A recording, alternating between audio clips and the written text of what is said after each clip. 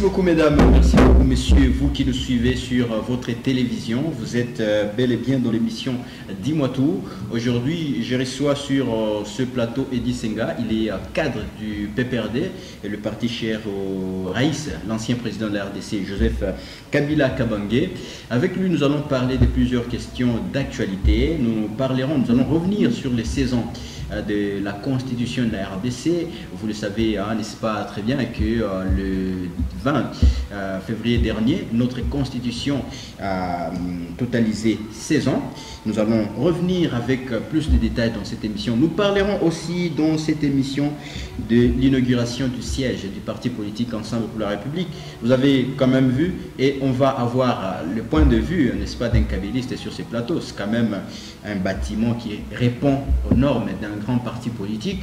Et nous parlerons aussi de la vision du PPRD pour 2023. Eddy Senga, bienvenue sur ce plateau. Merci, monsieur Gilles. Vous vous portez bien? Oui, très bien. Je me porte merveilleusement bien. En tout cas, nous sommes très contents de vous retrouver encore sur ce plateau pour parler des affaires de l'État. C'est pour moi un réel plaisir de vous retrouver encore en bonne santé, oui, pour pouvoir toujours éclairer l'opinion sur certains points de la République. Exactement. Alors, le gouvernement a décidé de suspendre cette histoire de RAM. Comment vous avez accueilli la nouvelle? Oui, nous l'avons accueilli parce que ça a été déjà un point pour lequel nous avons milité. Les ONG, nous de l'opposition, nous avons beaucoup marché, nous avons manifesté notre indignation quant à ce. Le gouvernement nous a entendus avec un grand retard. Et suspendre cette escroquerie, ça ne suffit pas. Escroquerie? Mais oui. Comment ça? Ce n'est ni un taxe, ce n'est ni quoi que ce soit. Mais ça a été juste une escroquerie organisée quelque part. On nous a arnaqué donc de l'argent. Aujourd'hui, on ne s'entend pas seulement à la suspension de la taxe RAM, mais nous nous entendons aussi au remboursement de notre argent qui nous a été soutiré illégalement. Mais RAM, c'était pour installer la connexion Internet partout, et c'était aussi pour notre sécurité, nos téléphones. Non. C'est ni pour installer la connexion Internet, ni pour la sécurité de nos téléphones. En quoi votre téléphone est sécurisé par le RAM? Bon, peut-être progressivement, vous aurez vu directement que votre téléphone allait être sécurisé. Si cela était le cas, ça devait être éprouvé par nos parlements. Voilà. Le Parlement n'était ni au courant, le Parlement ne l'avait ni éprouvé. Voilà ce qui nous a montré que ça a été une escroquerie qui était quelque part mijotée et on l'a imposée. On nous a soutiré illégalement notre argent. Aujourd'hui, on l'a suspendu. Nous entendons qu'on puisse nous rembourser notre argent. Voilà. Mais ce n'est pas Félix quand même qui a apporté ces taxes ici. Qui l'a cité? C'est depuis 2014 que ces taxes de RAM existaient avec Matata Pogno, mais ils n'avaient pas mis en application ça. C'est aussi une façon de demander à tous les utilisateurs de téléphones, mais aussi ceux qui utilisent les réseaux de télécommunications, de quand même payer quelque chose à l'État pour voir le budget de l'État aussi. Le registre des appareils numériques, certainement, ça commence avec Matata Pogno. Oui. Est-ce que sous Matata Pogno, on a soutiré les unités? Non, on n'a pas soutiré, on n'a pas soutiré. Alors, mais d'où vient qu'aujourd'hui, tout d'un coup, on puisse commencer à soutirer les unités des paisibles utilisateurs? Donc pour vous, c'est une arnaque pure et simple. Mais oui, il n'y a pas d'autre mot que ça. Vraiment. Alors, nous allons ouvrir, n'est-ce pas, notre émission d'aujourd'hui avec le tout premier sujet qui concerne les 16 ans de notre constitution. Ça fait déjà 16 ans que la constitution de la RDC existe. Et il avait été promulgué par l'ancien président de la RDC, Joseph Kabila Kabange. Un mot d'abord par rapport à cette constitution. Merci, monsieur Gilles. Les 16 ans de la constitution RD congolaise nous permettent d'abord de mettre un coup de chapeau à son excellence Joseph Kabila Kabange, l'honorable sénateur à vie. C'est certainement lui qui est le père des institutions RD congolaises, le père de la démocratie RD congolaise, mais aussi le père de l'alternance RD congolaise. Il s'est battu bec et ongle pour cette constitution dès sa conception et sous étude jusqu'à sa promulgation. La Constitution nous a donné l'installation de plusieurs institutions. La Constitution nous a donné l'installation de la démocratie dans notre pays. Oui. Mais on ne peut que dire bravo d'abord en premier lieu pour l'honorable Joseph Kabila Kabange. Voilà, c'est grâce à cette Constitution que nous avons eu le premier cycle électoral en 2006, le deuxième cycle en 2011 et celui de 2018. Et nous attendons celui de 2023. Est-ce que on aura vraiment des élections en 2023 selon vos calculs politiques? Vous voulez aller au dialogue? Aller au dialogue jusque-là, ce n'est pas vraiment sur la table chez nous. Aller aux élections en 2023, mais d'abord ça c'est une question d'impératif, ça s'impose. Aller aux élections en 2023, nous devons y aller. Nous devons respecter la Constitution. Okay. Mais nous avons un peu d'inquiétude dans la façon de faire de nos partenaires en face.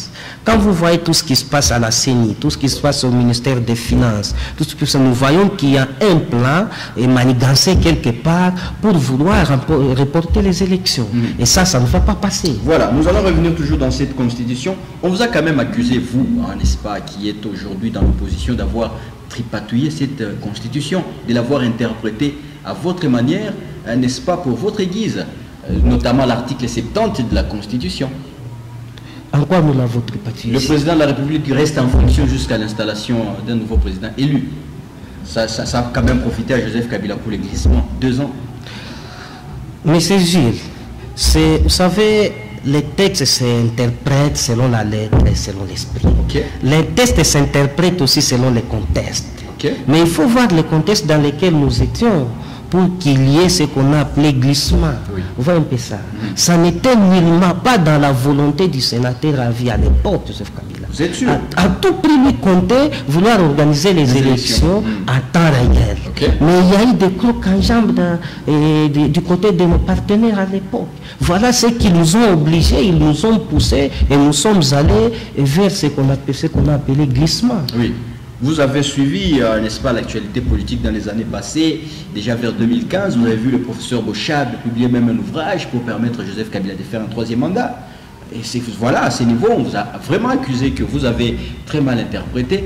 Est-ce que ce n'est pas une jurisprudence aujourd'hui pour que vos partenaires aussi fassent la même chose?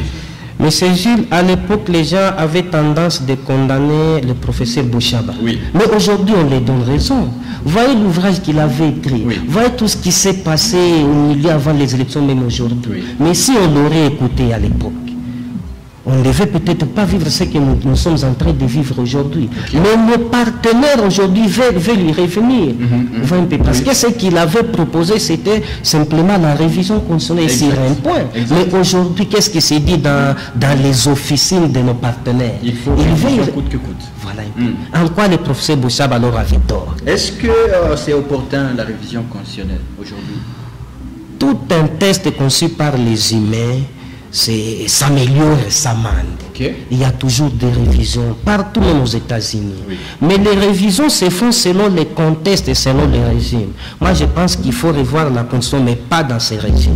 Il faut dans un régime stable. Celui-ci n'est pas stable. Mais pas dans un régime de misère comme ça. Okay. Il faut d'abord voir qu'est-ce qui a été fait. Oui. Est-ce qu'on va seulement aujourd'hui se réveiller et dire non, nous allons revoir la Constitution? Okay. Mais il faut voir qu'est-ce qui a été fait, quel est le préambule de cette révision de la Constitution. Oui. Dans ces régimes, je pense que ça ne sera pas les bienvenus. Alors, il faut dans un régime bien stable, voilà, on va penser, on va raisonner sur cette question d'une manière formelle, d'une manière aussi fondée. S'il vous était demandé de voir un peu certains articles, de revoir certains articles de la Constitution, qu'est-ce que vous allez proposer? Moi personnellement, en tant qu'historien lambda, en tant qu'historien congolais, oui. Je pense l'article, on parle du mode électoral du président de la République. Oui. Je suis d'accord qu'on puisse quitter de l'élection directe à l'élection indirecte du président de la République. La raison est simple, que l'élection directe nous coûte énormément de moyens. Okay. Voilà. Nous pouvons élire les députés et les députés à leur tour peuvent nous élire président de la République. Mais si vous avez des députés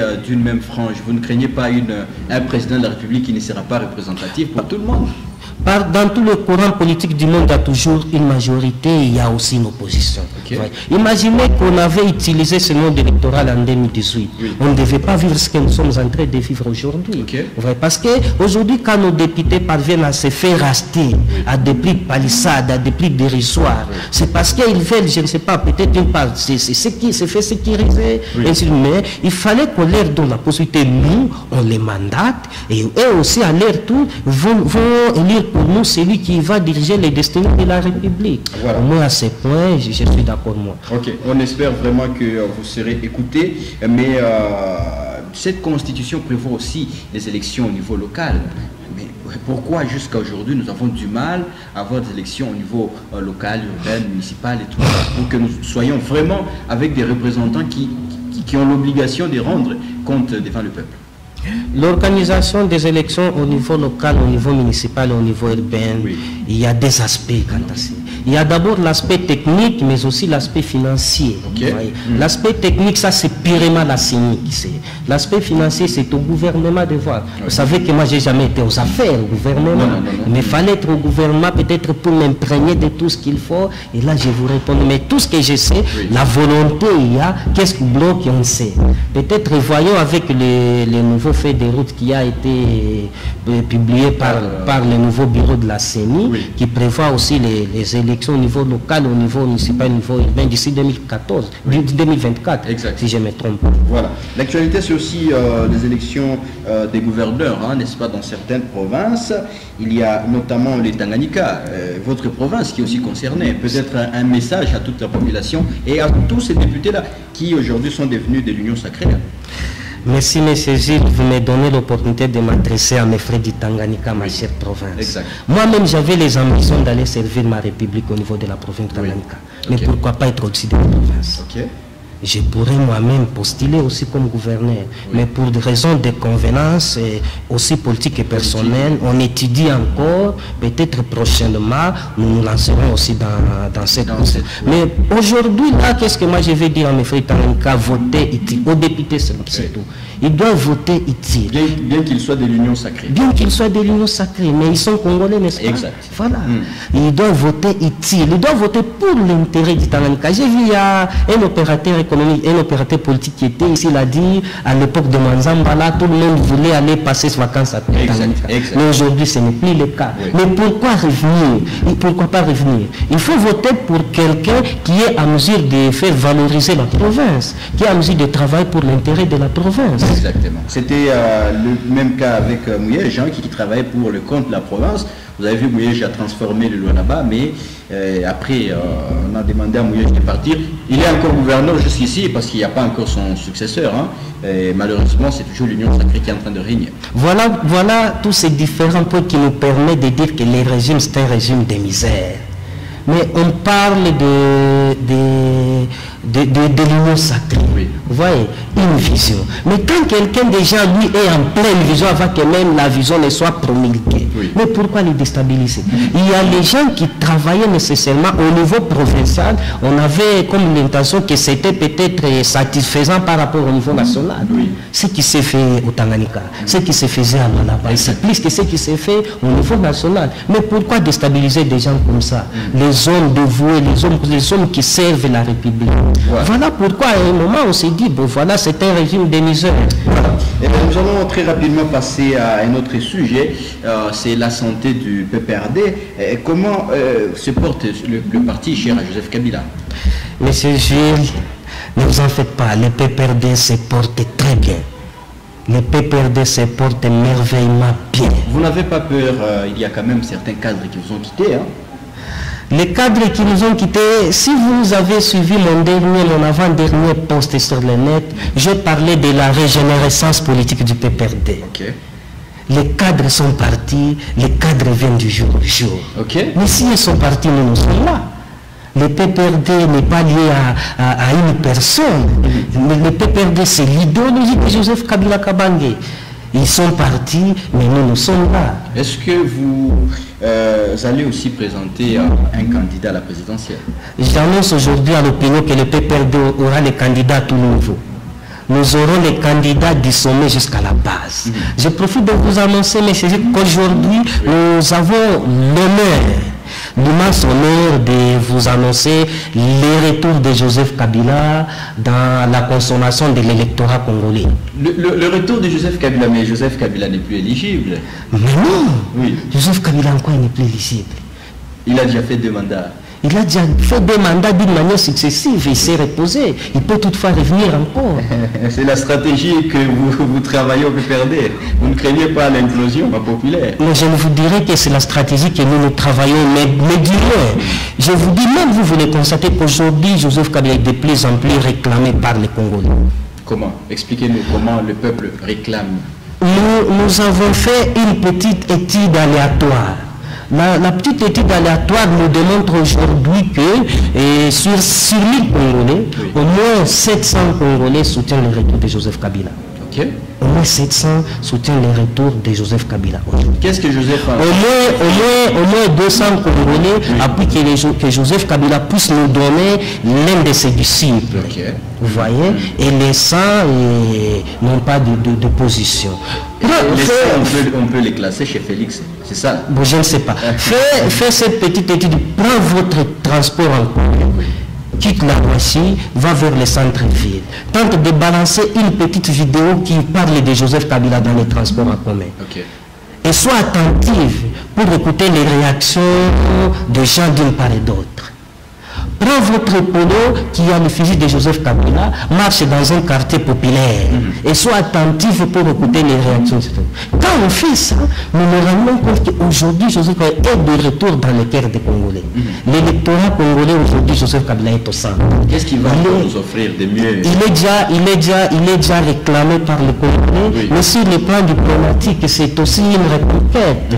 Ne vous en faites pas. C'est aussi une reconquête, c'est-à-dire qu'aujourd'hui, Joseph Kabila est plein retour au pouvoir. Qu'est-ce qu'il va nous offrir? Vous savez que l'élan de Joseph Kabila, l'élan de l'émergence a été bloqué en 2015.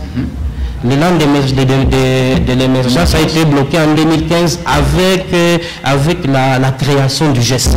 Oui.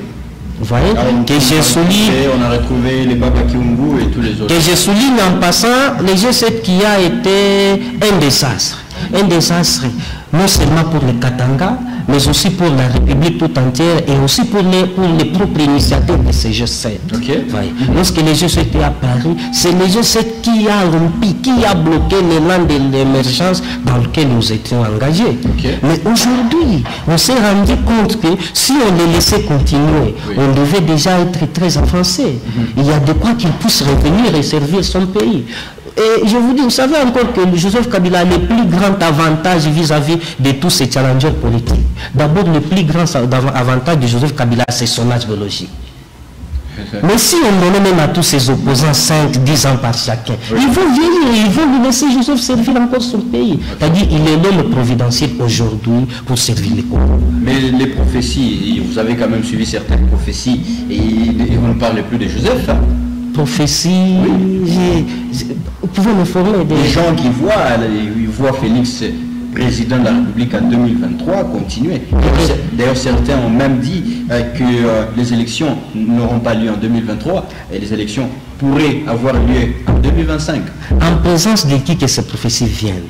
Mais je peux aussi vous dire ma prophétie. Parce que les prophéties, ça ne vient qu'en privé, peut-être en plein sommeil. Je peux aussi vous dire ma prophétie que j'ai vu Joseph Kabila de retour. En tout cas, vous avez vu Joseph Kabila dans votre songe. Mais quand on vous parle de la prophétie, chacun a sa prophétie. Oui, parce que les prophéties, là, il n'y a pas un témoin. En présence de qui? Il y a quand même des hommes de Dieu, hein, n'est-ce pas, qui Dieu parle et qui ont vu cette vision. Ils ont vu Félix président de la République en 2023-2028. Mais c'est juste si vous voulez me parler des hommes de Dieu à qui Dieu parle, je vous dis à l'époque, aujourd'hui, depuis que le Fils de Dieu s'est sacrifié, mais la voile a été déchirée. Aujourd'hui, tout le monde a la possibilité de parler à Dieu. Les prophètes ont existé pendant un temps, il y en a plus. Aujourd'hui, nous avons tous la possibilité de parler à Dieu. Si tel n'est pas le cas, pourquoi Jésus est venu alors? Voilà, Jésus est venu pour nous sauver. Le PPRD, le parti cher, l'ancien président de la RDC, Joseph Kabila, se porte très bien. En tout cas, ce sont les propos d'Edi Senga, n'est-ce pas, qui est cadre de ce parti politique dans la ville de Lubumbashi. Avant qu'on prenne notre dernier sujet sur l'inauguration du parti Ensemble pour la République, je vais quand même vous poser 2-3 petites questions en rapport avec la patronne de la ville. Comment vous trouvez ses premières actions sur la ville? J'ai pas de quoi la reprocher. Ok. Oui, ça va. C'est une philosophie qu'ils étaient en train d'utiliser avec son chef. Maintenant, là que son chef a des petits problèmes administratifs, et la maman qui assume l'intérim continue dans cette même philosophie. Voilà. Je ne vois pas là vraiment à quoi la reprocher. Voilà, heureusement qu'il a reconduit l'arrêté du maire Loubaba en rapport avec le transport urbain. C'est le même arrêté que le maire Loubaba avait signé qu'il a reconduit.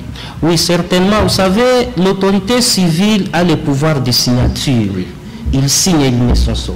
Mais l'application, il y a des services d'appui. Oui. Enfin, les services d'appui, c'est à eux qui doivent maintenant se mettre au four et à moulin pour faire appliquer les arrêtés et les ordonnances qui sont signées par les autorités civiles. Voilà, nous allons terminer notre émission par cette question qui concerne l'inauguration du siège du parti politique Ensemble pour la République. Vous avez vu, c'est un bijou. Oui, au niveau du bâtiment, ça va. Les bâtiments, oui, ça va, c'est un bijou. Oui. Alors, Moïse Katumbi se réorganise. C'est quand même le tout premier parti politique qui a un siège qui répond aux normes d'un parti européen. Mais c'est Gilles. Joseph Kabila, vous du PPRD, si on regarde le siège qui se trouve sur du 30 juin, quand même, il n'est pas digne d'un grand parti comme le PPRD. Mais c'est Gilles, vous me poussez de parler de l'honorable Katumbi, Oui. qui est certainement l'un des grands leaders katangais. Exactement. Je peux parler de lui en deux aspects. Ok. Je parle de lui tant qu'un jeune katangais et je parle de lui tant que politicien, peut-être opposé idéologiquement à lui. Joseph, oui. Voilà. Et parlant de lui tant que jeune katangais, c'est un grand leader katangais, Oui. Moïse Katumbi. Voilà. Et seulement, c'est parmi les anciens lieutenants et fidèles meilleurs du Raïs. Oui, oui, on va se rappeler déjà qu'il était un des meilleurs gouverneurs, d'ailleurs le premier meilleur gouverneur à l'époque de Joseph Kabila. Voilà, bien qu'il est parti, jusque-là, il n'a pas de reproche fondé au Raïs. Quand vous suivez dans tout ce propos, il dit « je n'avais pas de problème avec Joseph Kabila », voilà, c'était son entourage. Et qui cet entourage dont lui-même faisait aussi partie. Oui. Ma compréhension, c'est que c'était une guerre de positionnement une guerre de positionnement de lieutenants Oui. autour d'un leader. Ok. Il a préféré quitter. Vous voyez, Oui. mais il n'a pas de reproche fondé qu'il dit au Raïs. Parce que j'ai parcouru souvent ses propos, Oui. c'est seulement c'était l'entourage. Ok. Vous voyez un peu ça. Mais il est parti. Il est parti. Jusque-là, quand je suis le chairman, j'ai jamais entendu un discours politique convaincant. Ah bon? Moi, personnellement. Ok. J'ai jamais entendu un discours politique convaincant. Nous, au PPRD, nous prenons les social-démocraties. Oui. À l'ensemble, ils prennent quoi? J'ai suivi, il y a ici un politicien qui a dit, Moïse, quelqu'un qui a bon cœur, il donne lui. Est-ce qu'il faudra suivre un leader parce qu'il donne de l'argent? Mais le jour qu'il n'en aura plus. Donc vous allez les quitter tous un par un. J'ai suivi les dircab du chairman. Oui. C'est lui-même le secrétaire général, s'il ne me trompe pas. Exact. Il dit, donc lui, son admiration, c'est le bâtiment, les bijoux, c'est le bâtiment qui monte ici. Mais on ne peut pas suivre un leader parce que seulement il construit le bâtiment, parce qu'il donne de l'argent. Suivez un leader parce qu'il a des leaders. C'est-à-dire que les jours qu'il n'aura plus de l'argent, vous allez tous les quitter là. Voilà un peu. Donc pour vous, le parti politique ensemble, l'idéologie du parti politique ensemble ne vous convainc pas? Est-ce que d'abord les partis politiques ensemble à l'idéologie? Je ne sais pas. Est-ce qu'ils ont un projet de société? Je ne l'ai jamais lu, je ne l'ai jamais vu. Mais je ne pense pas parce que le nôtre est tenu. Mais je vous ai parlé de PPRD, nous prenons de social-démocratie. Oui. Alors l'ensemble pour la République prend quoi? Nous en saurons un peu plus, hein, parce que je ne suis quand même pas d'ensemble pour répondre à cette question. Très très prochainement, nous allons vous opposer avec quelqu'un d'ensemble sur ce plateau. Je vous le promets. Quelqu'un sera ici, et, il va parler au nom d'ensemble et vous allez lui poser toutes ces questions-là par rapport à l'idéologie de ce parti politique. C'est bien qu'on en parle certainement parce que nous constatons que l'honorable Moïse a la volonté de faire les choses. Oui. Mais les gens qui l'entourent là, est-ce que ces gens ont vraiment la volonté de l'aider à aller de loin? Oui. C'est comme si c'est plus les affaires pour lesquelles les gens viennent à côté de l'honorable Moïse que la politique. Si vraiment les gens venaient pour l'aider à émerger politiquement, on l'aurait constaté. Mais j'ai aussi quelque chose que je peux dire de lui tant qu'il est leader katangais, non sur katangais. Il doit aussi faire confiance aux katangais. Mais voyez tout autour de lui, il n'y a pas le Katangais qui pèse, il n'y a pas le Katangais qui ont du poids, c'est plus les gens qui viennent de l'Est, vous voyez un peu ça. Même quand il a donné les 8 postes qui lui étaient attribués aux côtés de l'Union Sacrée. Oui, oui. Mais au Katanga, on s'est dit, on a eu un seul ministère, le ministère des plans qu'occupe aujourd'hui Mando, mais tous les autres ministères. Et pourtant, quand ils ont neutralisé Inunkamba, Inunkamba, à son époque, les Katangais, on s'est retrouvés dans le plein pouvoir. On avait l'imminent ministère des mines, parce qu'il faut reconnaître que les minéraux sont d'abord Katangais. Mais vous venez, c'est comme si vous venez neutraliser les intérêts katangais pour les intérêts des autres. Vraiment. En tout cas, le message est lancé à Moïse Katumbi Tchakwe, qui est tout simplement le patron du parti politique Ensemble pour la République. Et nous espérons bien que dans les prochains jours, on va nous dévoiler l'idéologie de ce parti politique, parce que la population a du mal à comprendre certains partis politiques qui naissent, mais elle ne comprend absolument rien de l'idéologie de certains partis. Il y en a beaucoup comme ça, hein, et des fois, il y a des partis politiques qui ont presque la même idéologie, qui sont peut-être tous de gauche, mais qui s'opposent. On a vu, vous-même vous venez de parler de la social-démocratie, le PPRD, mais c'est presque la même chose avec l'UDPS. Vous êtes opposés durant autant d'années. Pourtant, vous ne prenez que le peuple, vous tous. Monsieur Gilles, laisse-moi vous dire que nous, et avec l'UDPS, on n'est pas trop opposés sur le plan et programme. Vous voyez, c'est surtout sur le plan leadership. C'est surtout sur le plan psychique, parce que nous savons que tous nous prenons la social-démocratie. Mais pourquoi on est aujourd'hui les DPS sont au pouvoir? Mais pourquoi ils sont encore à l'opposition? Voilà. Alors, nous allons terminer notre émission par notre dernière question. On va quand même... on ne va quand même pas finir notre émission sans que vous puissiez nous donner, n'est-ce pas, un petit détail de quelques personnalités. On va commencer par la première personnalité. C'est le père de l'évêque katangaise. Voilà tout ce que j'ai gardé de lui. Il avait éveillé la conscience katangaise à l'époque. Je tiens ici d'abord à signaler que Gabriel Kouwakumanza, c'est l'un des grands amis à mon grand-père. Oui. Mon grand-père qui fut le président de l'UFERI dans les Manono. Il est l'un de ses grands amis, l'un de ses proches collaborateurs. Je me rappelle à une année, j'étais encore en troisième primaire comme ça, il est venu. Les photos sur lesquelles on avait porté sortaient de la maison de mon grand-père. Vous voyez ça? Et quand on appelait Mandela, hein, avec tout ce qu'il disait là-bas, et faites de lavement, vous allez manger, voilà. Hein. Il avait bien commencé. C'est lui le père de la conscience katangaise, bien qu'à la fin, nous sommes tous humains, nous sommes tous imparfaits, on ne peut pas bien tenir trop de rigueur. Est-ce que ça vous fait un peu mal de voir aujourd'hui ce parti être en train de se déchirer, où vous avez deux camps? Pas un peu mal, ça me fait profondément mal, M. Gilles. L'INAFEC, c'est l'identité katangaise.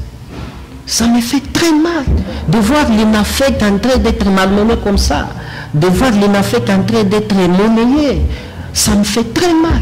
Moi, tout ce que je devais peut-être dire à tous les compatriotes de l'INAFEC, comment il s'appelle là-bas, camarades ou qui, je ne sais pas, ils devaient tous se mettre ensemble, mettre de l'eau dans leur vin. Ils devaient tous reconnaître l'autorité de ceux qui leur dirigent aujourd'hui. On parle de l'honorable Lungange, l'honorable Kitungwa, et Lama Mukalaï. Qui sont de ce côté-là, et de l'autre côté, vous avez Angélique Kyungu et Lolo Kyungu, qui sont les fils biologiques du patriarche. Le parti n'est pas une descendance biologique. Le parti est idéologique. Ouais. Quand Baba Kyungu avait tout ce poids qu'il avait, c'est parce qu'il y avait les gens à côté de lui. Entre autres, les Kitungwa, les femmes, les autres. Ils devaient se mettre ensemble. Qu'est-ce qui les sépare aujourd'hui? Parce que la séparation, la guerre qui est aujourd'hui à l'INAFEC ne va bénéficier à personne. Quels que soient ceux qui sont à gauche, quels que soient ceux qui sont à droite. Cette guerre n'est pas calée rôle à tous. Il y a une mémoire peut-être quelque part qui les pousse à la division. Vous savez, la division n'amène que le débâcle. Ils ne vont pas en profiter. Ils devaient tous se soumettre à une autorité et pour voir comment ils vont élaborer le calendrier du Congrès, et pour élire celui qui va représenter valablement et légitimement le parti. Parce qu'il faut reconnaître que l'INAFEC d'abord c'est l'identité katangaise. Tout Katangais d'abord se retrouve dans cette INAFEC-là. Voilà. On prend la deuxième personnalité qui est là. Oui. Qu'est-ce que vous gardez de ce monsieur? Jusque là, je ne garde rien de lui. Et je n'ai pas vraiment de commentaires par rapport à lui. Il ne vous a pas convaincu, c'était quand même quelqu'un qui a dirigé un ministère, il a même un parti politique. Il a dirigé un ministère et quels étaient les résultats? Vous les savez aussi. Voilà, on passe au troisième. Raphaël Motota, le président de la Fondation Katangaise. Oui, je suis en train de me sentir fier de lui, petit à petit que nous évoluons. C'est un grand notable katangais. Aujourd'hui, là, il milite pour la cause katangaise. Moi, je suis un digne fils katangais de père et de mère. Je les soutiens. Voilà. Et surtout dans sa dernière sortie, quand il parlait de vouloir mettre tous les leaders katangais sur une même table. Oui. Ça, c'est très bénéfique pour nous katangais. Il faut qu'ils nous mettent tous sur une même table, commençant par nos leaders les plus élevés, commençant par nos plus grands leaders. Les deux d'ailleurs, quand on parle de son excellence Joseph Kabila Kabange et quand on parle de l'honorable Moïse Katumbi, mais ils doivent se mettre ensemble. Il y a un temps pour tout. Il y a un temps pour les bagarres, il y a un temps pour la réconciliation. Voilà. Ainsi, ça va permettre au Katanga de reprendre le pouvoir. Mais certainement parce que leur bagarre ne nous a rien. Aujourd'hui, dis-moi, M. Gilles, y a-t-il un Katangais qui peut se mettre à la place de la poste et tenir un meeting? Mais il faut voir ce qui se passe à Kasumbalesa. Aujourd'hui, aucun Katangais n'a plus le droit de faire le business. Et à la frontière de Kasumbalesa, à la douane. Pourquoi nous sommes arrivés jusqu'à ce point? C'est parce que nos deux leaders sont entrés en confrontation et ça ne nous a rien produit. Ils ont aujourd'hui l'obligation ultime de se mettre ensemble. Ils doivent oublier tout ce qui les a séparés. Et voilà, ils ne doivent que voir d'abord l'intérêt ultime du Katanga et peut-être l'intérêt de la RDC après. Voilà, on va terminer par le dernier qui est tout simplement... Et Joseph Kabila, c'est le père des institutions congolaises. Joseph Kabila, c'est le père du leadership congolais. On dirait qu'il est le père de la refondation de l'État congolais. Les Congolais lui doivent tout, Joseph Kabila. Vous avez suivi une opinion à Kinshasa qui parle de vouloir organiser une marche dans laquelle on doit demander pardon à Joseph Kabila. Une marche de mea culpa pour Joseph Kabila. Qui lui a demandé pardon? Le peuple congolais. Mais aujourd'hui, ça a commencé même dans le cas de l'IDPS. Suivez ce qu'ils disent, les combattants. Hein? Avant de se prononcer, dit Nasengina no Bolimbisi et pareil, c'est Joseph Kabila. La finga et banananga pe ba finga et. Faut un peu ça. On lui doit une reconnaissance. Ouais. Il est le Mandela de la FDC. Voilà. Alors, Monsieur Eddy, nous sommes arrivés à la fin de notre émission. Merci d'avoir répondu à notre invitation. Merci, M. Jules, c'est moi qui vous remercie. Merci à vous tous qui nous avez suivis. Merci à Raphaël Kassongo. Merci à Chris Massoudi. On s'est fixé rendez-vous à très prochainement. Merci également au directeur du programme, Guélor Lubovia. Bye bye. Bye, merci.